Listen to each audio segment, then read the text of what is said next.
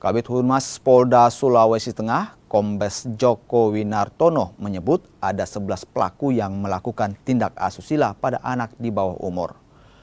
Peristiwa ini menimpa korban sejak Mei 2022 hingga Januari 2023.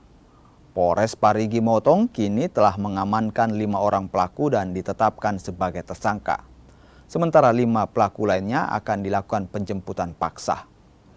Dari 11 pelaku yang diungkap korban, salah satu pelaku merupakan oknum polisi. Polisi juga memberi pendampingan psikologis kepada korban.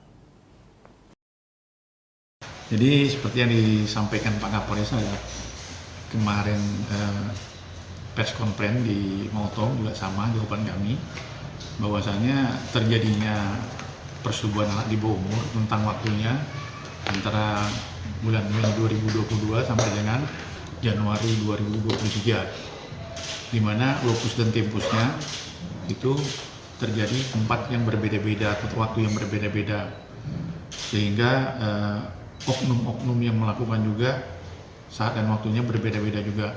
Saya akan meluruskan terkait dengan yang disampaikan. Jadi memang terjadi persetubuhan anak di bawah umur. Sedangkan perkara itu sendiri sampai dengan saat ini